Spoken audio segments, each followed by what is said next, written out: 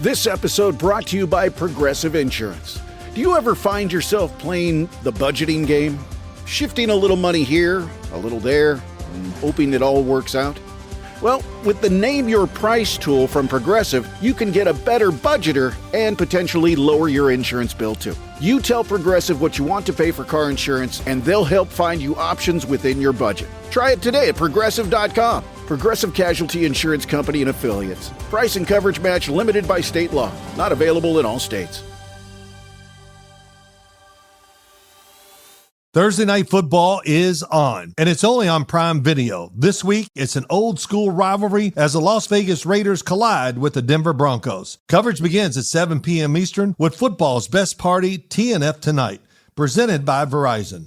Not a Prime member? Not a problem. Simply sign up for a 30-day free trial. It's the Raiders and the Broncos, Thursday at 7 p.m. Eastern, only on Prime Video. Restrictions apply. See Amazon.com/Amazon Prime for details.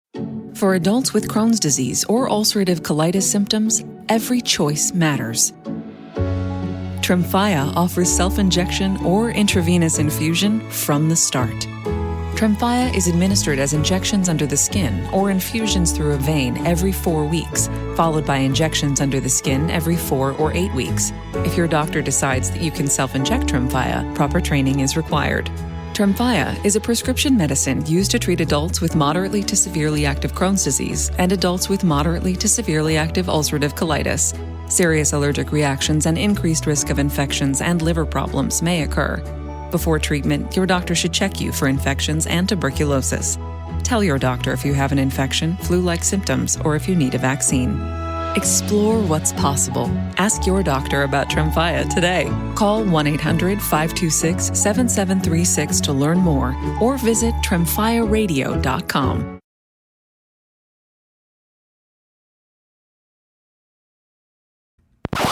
Now tuned into the greatest.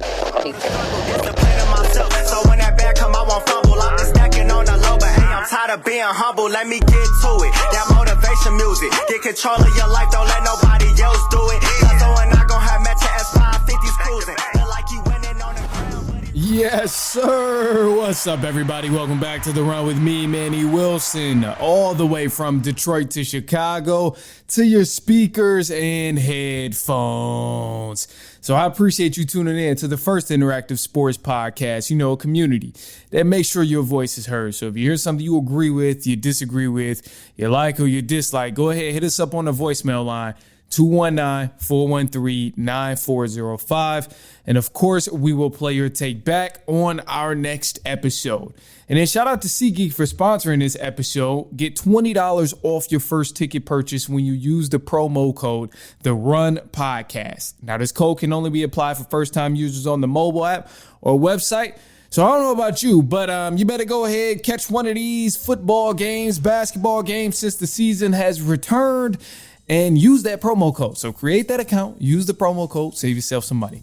Other than that, though, we witnessed another game that I'm glad I didn't go to. As early on in the season, I've said I wanted to go to the Falcons game this year. And I'm so glad that I didn't make my way out to Atlanta and watch. Actually, this wasn't even in Atlanta. I'm tweaking. But I'm glad I didn't go to Boston and see this Patriots and Falcons game because Falcons, they lost again. They just lost to the Patriots 24-23. And it was a very, very winnable game, but yet they blew it. And it was just some errors down the stretch that really caused them and really kept them from winning this game. Really, I'll say that it was some errors that kept the Falcons from winning this ball game against the Patriots.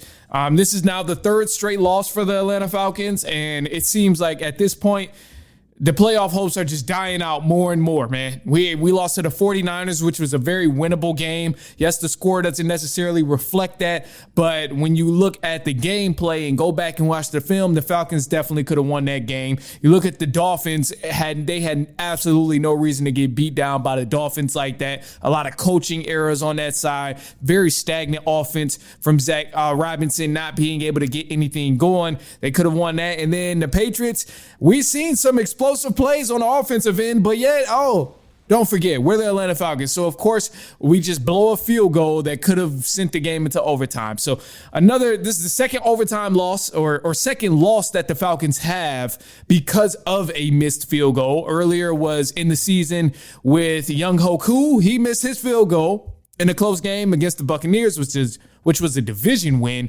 That would have been crucial. And then now they come back literally 6-7 weeks later, and they still don't have a field goal kicker who we can rely on.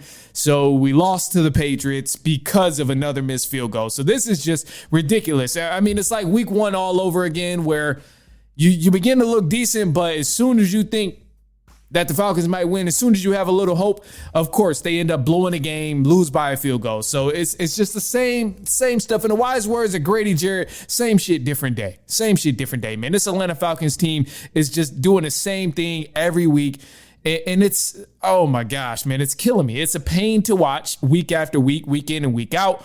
We're seeing an offense that's stagnant. Yes, I know Drake London had a monstrous day, but ultimately this offense was still nowhere near where it needs to be. And I also want to give credit to the New England Patriots. So before I start dogging out the Falcons as if, they could have and should have did this and did that, I got to give credit to the Patriots because the Patriots did ball out. Patriots, man, they're 7-2 now, and this is a solid team. I wasn't one of those fans coming into this game underestimating the New England Patriots. Obviously, Drake May has been on a tear, so I knew the offense was going to come with it. They also have a pretty solid run defense as well. They, in a way, shut Bijan down, kept him from having some huge explosive plays. He had a couple of good runs, but nothing too crazy. Above all, this Patriots defense, they haven't allowed a single running back in the NFL to rush over 50 yards out of all the 9 games so far. So, I mean, this is a very talented Patriots defense. They have the best run defense in the NFL, first in rushing yards allowed, and they're a top 10 defense in passing yards, in total yards allowed right now. So Patriots, you got to give them all the credit that they deserve, man. This is a good team offensively. They also had some injuries as well, so you can't use that as an excuse for the Falcons. But, man, I got to give credit to the Patriots. They did their thing without a single doubt here. And I don't want to make this sound like any type of shade I'm about to throw at them as I pick apart the Atlanta Falcons, because yes, it was a winnable game. But the Falcons just clearly don't know how to win ball games. I don't know what it is, but the Falcons, anytime they have an opportunity to win a game, they find some way to lose it. And a lot of other fans in the NFL could probably relate to this because we've seen this happen on a large scale of teams before. Some of them have become very good, but I mean, in this situation, the field goal, like we finally, okay, we have a big spark. I'll go all the way back to when the Falcons first started to go on this run during the game. So right before halftime, we seen a huge monumental play, a play that shifted the entire momentum of the game. We had James Pierce Jr. It was Jalen Walker. Jalen Walker, he was able to hit the ball. He sacked Drake May, popped the ball out. James Pierce Jr. picked it up, ran it for a good amount of yards, and got us in the red zone. We finished with a touchdown right before halftime, which was lovely. This really helped the Atlanta Falcons keep the game close, changed the course of the momentum. Big shift throughout the game right here. This was huge.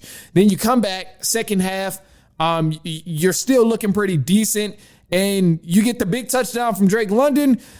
Man, multiple touchdowns from Drake London, but unfortunately, we just blow the field goal down the line. It's insane. Or not even a field goal. Let me clarify. The extra point. We blow the extra point after a huge one-handed catch from Drake London. And I fast-forwarded a lot throughout this game, but I don't want to bore you about every little thing that happened in the game. Long story short, game-winning touchdown or a huge touchdown from Drake London. One-hander, brings it in, 2 feet inbound. A great, spectacular catch from Drake London. And all we need to do is just kick a field goal, an extra point. To clarify, all we need to do is kick an extra point to tie the game up. But yet Parker Romo misses the extra point.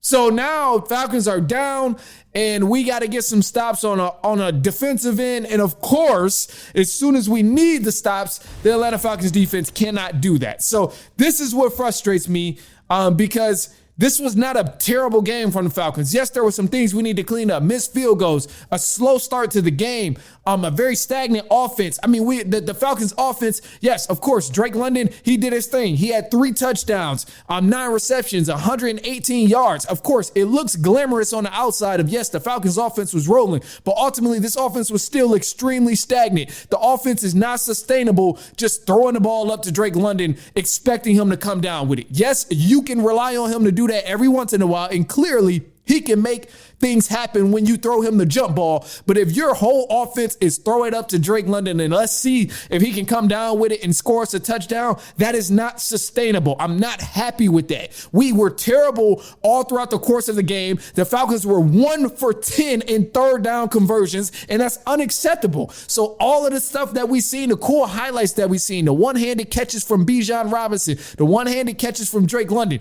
this stuff looks really cool when you look at the highlights, but ultimately it does not tell the full story of how tragic this Falcons offense is because of the offensive coordinator, Zach Robinson. It does not tell you that, because this offense still looked very bad. And yes, we had the game right there in our grasp. We could have possibly sent it to overtime and maybe even won the game. Who knows? But ultimately, we'll never know, 1. And then 2, this is just not a way you crawl yourselves back into a game. If you didn't start off so bad, if you didn't have so many mental errors and just bad play calling as well from the coaching standpoint, then we wouldn't have even found ourselves in this position.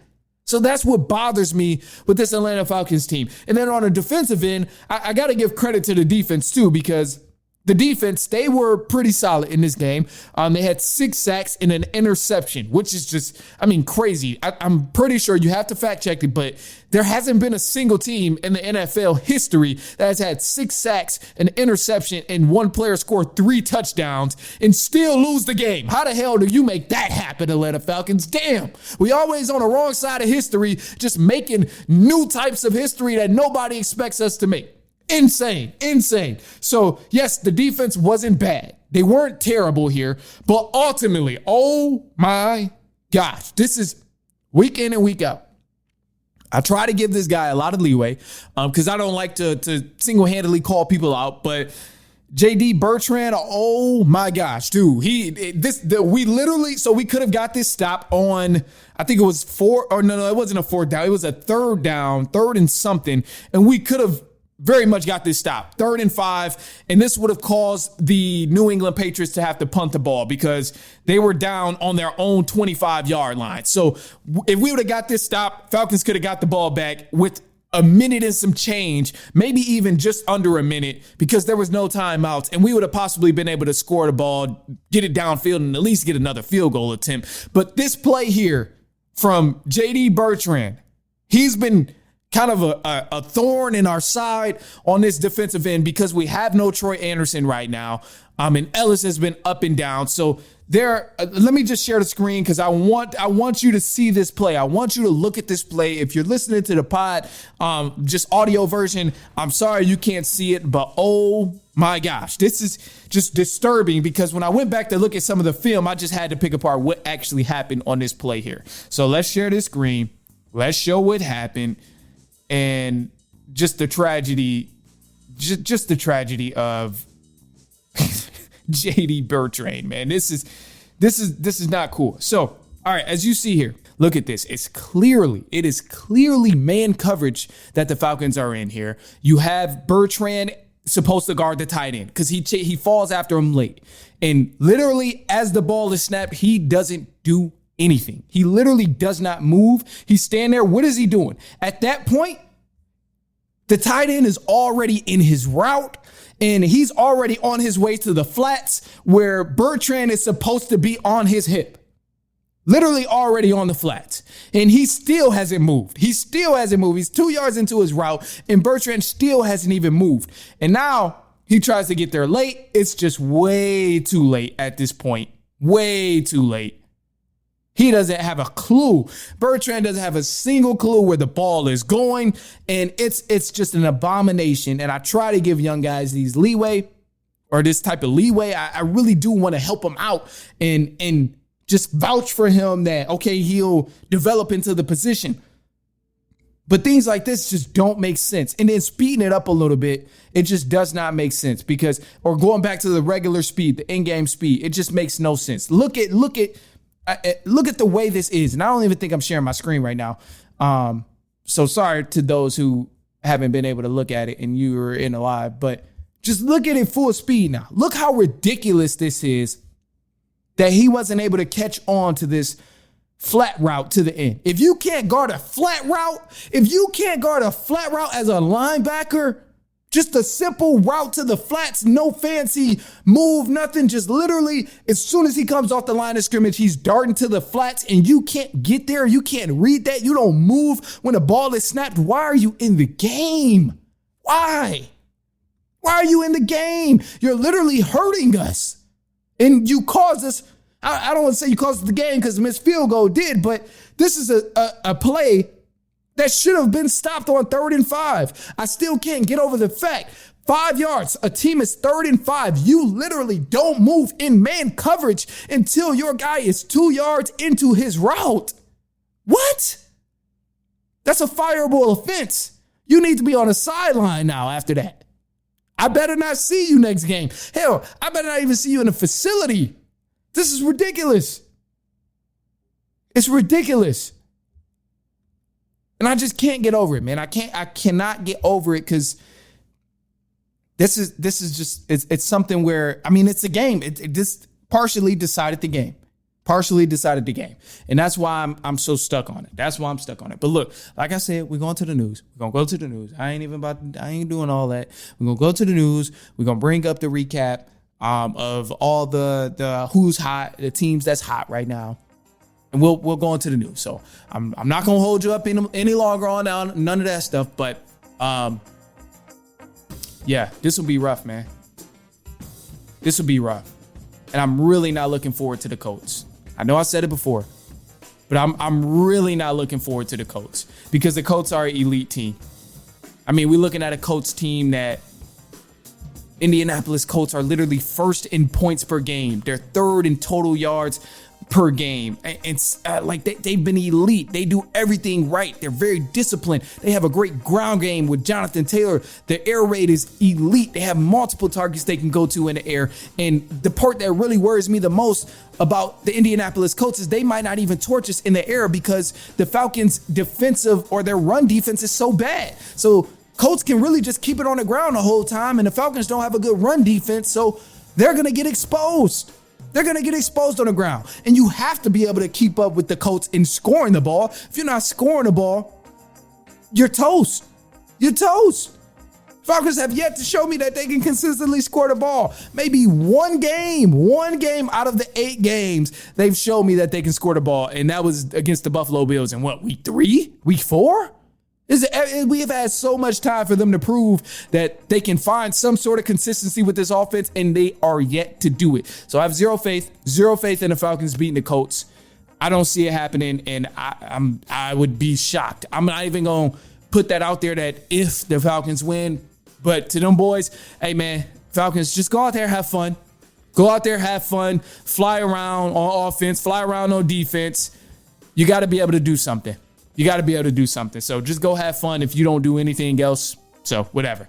All right. Finally, we're going to get to the news and all of that stuff. Who's hot, who's not. The update for those teams. But don't go anywhere. It's halftime. We'll be right back.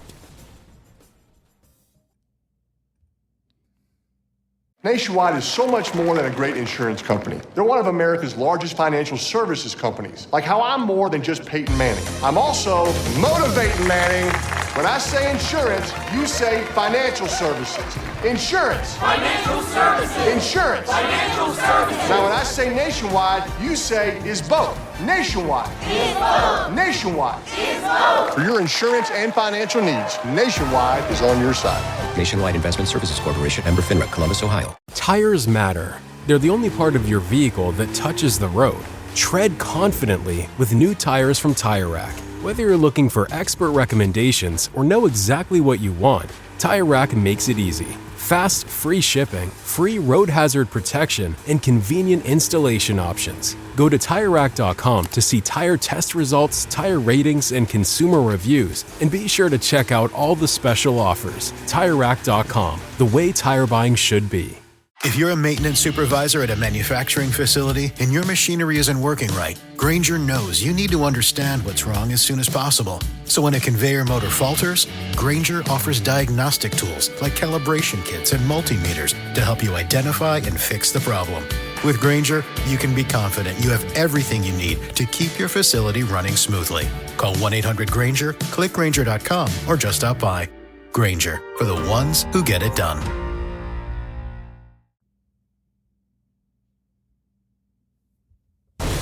All right, what's up, everybody? Welcome back to The Run with me, Manny Wilson. Hit us up on a voicemail line, 219-413-9405. If you want to leave a quick take or just enjoy the conversation, join in on the conversation as well.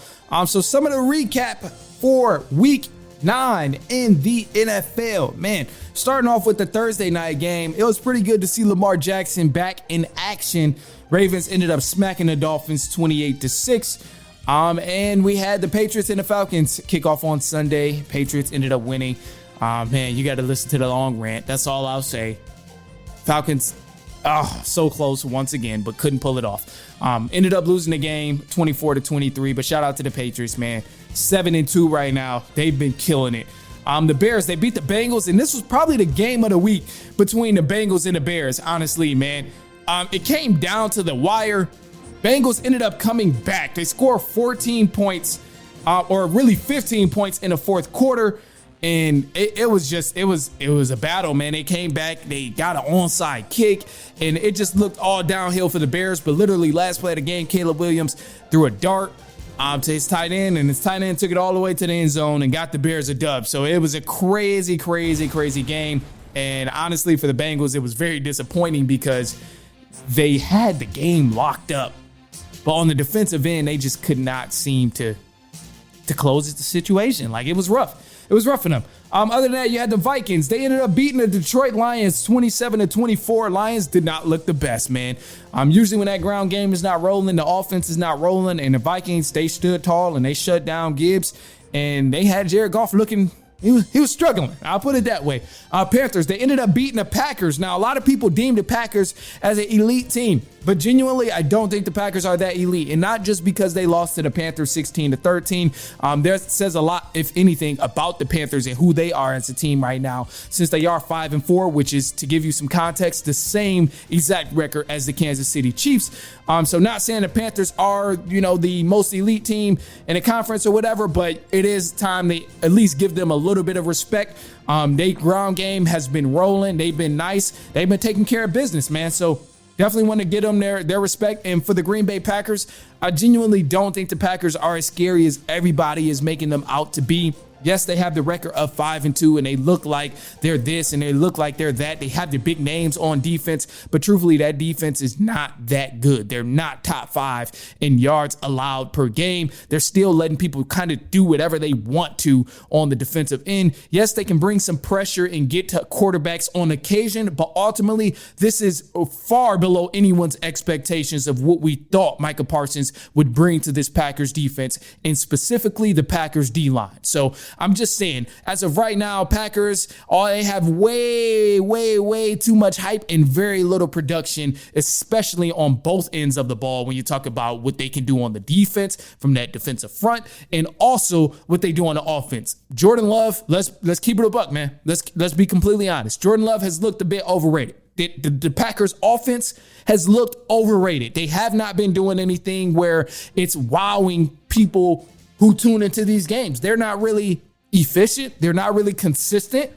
They don't really have anything that's a bread and butter for them. They don't have the ground game they can rely on all the time. Like, Packers, they find ways to win games, but ultimately they still look very, very rusty all throughout Week 9 in the NFL. So, I'm just saying, man, the record says 5-2, which is dope. Trust me, I would love for my team to have a 5-2 record right now.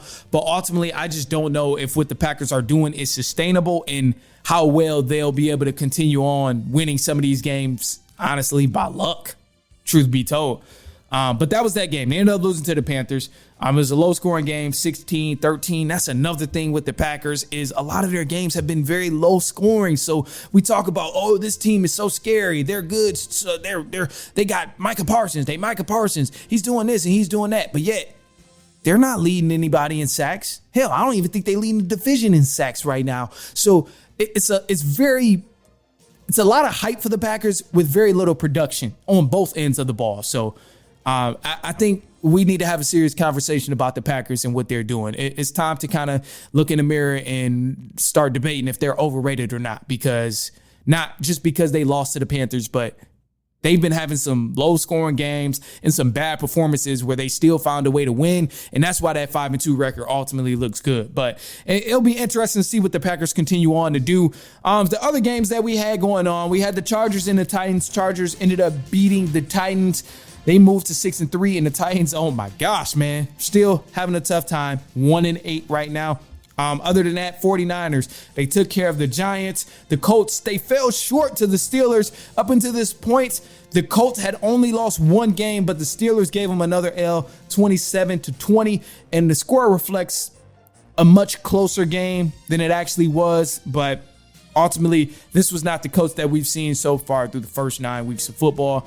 Colts are 7-2. Steelers, I mean, man, they got a strong hold on this season so far at 5-3. Broncos, they advanced to 7-2 as they beat the Houston Texans 18-15. We've seen a great game-winning drive led by Bo Nix and the Denver Broncos. And man, y'all got to quit playing with the Broncos because they are elite. I really feel like the Broncos have a good chance at winning this division. And yes, I know who's in this division with them, but ultimately Broncos have shown me week in and week out that they can get it done in multiple ways, whether they're coming back from down 2 scores, 1 score, 3 scores, whatever the case is, whether Brock or Bo Nix got to lead a game-winning drive, whatever the case is, the defense needs to stand tall. They have won a lot of games in multiple ways, and they have been consistent, if anything. So, I mean, I'm all in on the Denver Broncos right now, and I think this is a team that people will sleep on, and eventually they'll wake up on once their team gets eliminated from the Denver Broncos in the playoffs. So I'm definitely riding high on the Denver Broncos and what they've been doing so far this season. Other than that, we have the Jacksonville Jaguars and the Las Vegas Raiders. The Jaguars won this game by 1 point. It was a crazy game. It was a crazy win in overtime. But the Jaguars, they got the dub, moving on to 5-3. The New Orleans Saints, man, they got whacked by the Los Angeles Rams, 34-10. Rams moved to 6-2. Saints 1-8. Damn. Chiefs Bills was also a good game. Now this was interesting because Chiefs ended up losing to the Buffalo Bills. Bills won 28-21. And this is the 4th straight time Josh Allen has beat Patrick Mahomes in the regular season. But of course, you can't say that without mentioning the other stat that goes hand in hand. Patrick Mahomes is 4-0 against the Buffalo Bills and Josh Allen when it matters most, which is the postseason. So if I was a smart person and I was a fearless person when it came to betting, I would have put my money on the Buffalo Bills to win this game. And I'm not even worried that the Bills beat them because they've been doing this over the last few years. They just can't seem to beat the Chiefs in the playoffs when it all matters most, no matter how the game goes and no matter who they have on that roster. Pat Mahomes always seems to win in the playoffs. So, man, it'll be interesting to see how it plays out again this year if these two teams meet up against each other. And then last night for a primetime game, we had the Seattle Seahawks playing the Commanders, and they whacked the Commanders 38-14. And unfortunately, man, Jaden Daniels came back this game from his knee injury, and he's been up and down all season. But unfortunately, he suffered a broken arm. He broke his arm. It was very gruesome. It was very unpleasant to watch. But tough break for the Commanders, man. Also, Luke McCaffrey is out with the Commanders, so that's another good receiver that the Commanders will be missing. They still have no Terry McLaurin. He's been up and down all throughout the season. It's just really bad for the Commanders, man. They losing their quarterback, lost some good receivers as well. So Mariota already has been struggling, but now he has even less targets to play with. And man, it's rough for the Commanders. So, oh man, I think it's time to start thinking about next year with the Commanders, man. Unfortunately, but with the Seahawks, on the other hand, you got to give the Seahawks their credit. They moved to 6-2. Seahawks is an elite team. I think we got to have a serious discussion about the Seattle Seahawks at this point because not only did they beat the Commanders, I'm not saying we need to have a discussion about the Seahawks because they beat the Commanders, but all up until this point, 8 to 9 weeks of football, Seahawks have been lethal. They're 4th in passing yards per game. They're 6th in points per game right now, and Sam Darnold has looked elite. He's getting help from his defense as well. That defense, man, they've been shutting down some opponents, and they have the second best run defense in the NFL right now. They're 2nd in rushing yards allowed, and I think it's safe to say that the Seattle Seahawks can very much possibly win this division of the NFC West. And yes, I know the only competition over there in the NFC West is the Los Angeles Rams, but hey man, both of these teams are playing really good. Rams are playing good with Stafford over there. Both got the same record of 6-2. And Seahawks, man, they look scary. You got to admit it. Seahawks, they got a good air raid. They got a good ground game. Like they're very diverse, and I don't see too many teams being able to hang with them. Now, looking at their schedule, they're going to hit some bumps in the road. They don't have a cakewalk of a schedule. When you talk about who they have to play, they still got to see a couple division opponents, one of those being the Los Angeles Rams, which is going to just be a great game. They got to play them twice. That's going to be huge playing those games. One in LA and then one in Seattle for the Seahawks. But ultimately, you just don't really know what's going to go down. They play the Colts. They play the Falcons in Atlanta. You never know which Falcons team you're going to get. The Colts have been rolling right now as well. 49ers in San Francisco is also going to be tough. But above all, they've taken care of business so far through the first 8 weeks of football, just like they've needed to do in order to get a good jump on possibly getting to the playoffs. So I think Seahawks, they have a little bit of something figured out right now. Again, like I said, man, 4th in points per game, fourth in passing yards per game, 6th in points per game, and they also have the 2nd best rushing defense in the NFL. So Seahawks, they're forced to be reckoned with. I'll put it that way. So you want to look into them. Other than that, look, man, I have a couple teams here, and then I'll let you go. They're about the who's hot and who's not. Now, this thing right here always gives me a little hype because some of these teams, we talked about it earlier. It was week 1 through week 3. I probably should have did this a little bit earlier, if you ask me. But week 1 through week 3, we had a couple different teams who I claimed were the hot team of the NFL right now. And some of these teams are still hot. So the Philadelphia Eagles were one of those teams I said was hot. They were hot. And the Philadelphia Eagles, up until this point of week 9, they are still hot. The Eagles have been balling. They have 2 back-to-back wins, and not only I'm saying they're balling because of the wins, but ultimately I've seen a different side of this Eagles team. They started off winning ball games, coming back from 19 points against the Rams and just having these crazy slim chances of winning games, and they ended up winning, but ultimately, these past few games that they played, they haven't been messy. They've been pretty good. They've been playing great. And I'm happy from what I'm seeing. We see A.J. Brown getting involved with this Eagles team. We see Devontae Smith finally getting involved. And then the part that I've always said about the Eagles, where they'll really start to figure it out, is not just A.J. Brown and Devontae Smith getting them the ball, but Saquon Barkley getting that run game going again was going to be huge for the Philadelphia Eagles. And they've been doing that over these past few weeks. So I'm really excited to see how they come out against Green Bay coming out of the bye week. Ultimately, I think if they continue on to play as solid as they've been over the past few weeks and or all through the course of the season so far, they'll be all right. And they got a kind of a tough schedule too, so it'll be interesting to see what they can do. But looking ahead, man, it's going to be some tests there. I'll put it that way. They play the Packers, Lions, Cowboys, Bears.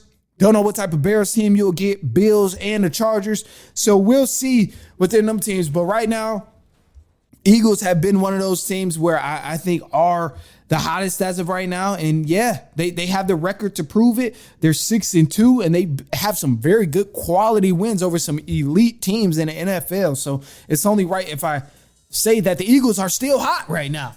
Another team that I'm thinking is really hot is the Tampa Bay Buccaneers. Buccaneers are still hot. Yes, I know, 6-2 record, and it pains me to say it, But Baker Mayfield is still elite, man. And the fact that they have so many injuries but still finding ways to win these games is just crazy to me. I know he had a bye week, so people aren't really high on Baker Mayfield right now. But ultimately, you got to keep in mind, Baker Mayfield has no Bucky Irvin, no Chris Godwin, no Mike Evans. He played a couple games without Ibuka. He also was missing his offensive tackle, Haggard. So he's missing a lot of pieces on his offensive end, but yet they're still finding ways to win. So that says a lot about his MVP case and also what he can do for his team on the offensive end. So I think the Tampa Bay Buccaneers are definitely elite. They still got a firm grip on the NFC. Now, a team that is creeping up in there is the Carolina Panthers. You don't really know what they going to continue to do, but ultimately, I think this is going to be a two-team race in the NFC. Really just coming down to the Panthers and the Buccaneers. I thought it was going to be the Falcons and the Buccaneers, but hey, it is what it is. Seems like the Panthers are going to be the team that end up, putting up a good fight against the Buccaneers. So I'll leave it at that, man. Look, other than that, that's all I got. Those are the two hot teams that I have right now. We'll come back with more, especially on the part of who's not hot or who's stinking up the place. But it won't be this week. This upcoming week, man, we it's coming up to I'm going to Phoenix. That's what it is. Thursday, usually you get the Thursday episode, but Thursday I'll be out in Phoenix. So you guys won't get the episode. You won't get another episode this week. That's also why this episode is so long. I usually never ever record for this long, and I'm not trying to extend anything or nothing, but I figured I have to get more and more takes, if anything. They would have more things to break down or whatever the case is. So other than that, look, man, that's all I got for you guys. So I appreciate you tuning in.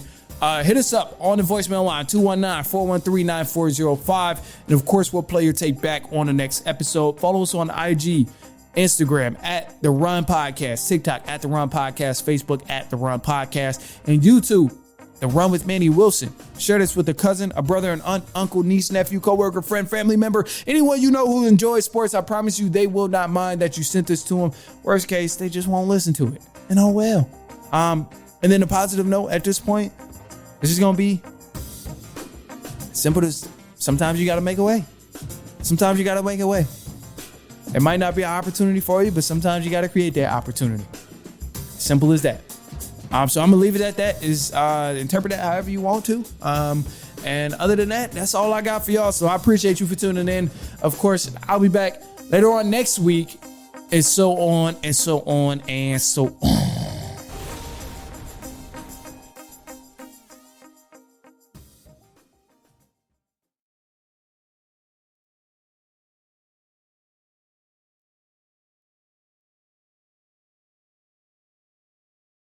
Tires matter. They're the only part of your vehicle that touches the road.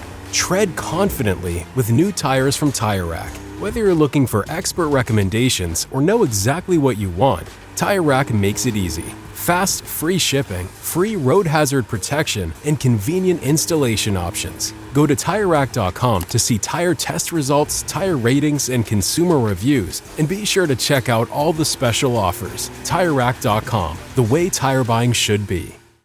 If you're a custodial supervisor at a local high school, you know that cleanliness is key, and that the best place to get cleaning supplies is from Grainger. Grainger helps you stay fully stocked on the products you trust, from paper towels and disinfectants to floor scrubbers. Plus, you can rely on Grainger for easy reordering, so you never run out of what you need. Call 1-800-GRAINGER, click Grainger.com, or just stop by. Grainger, for the ones who get it done.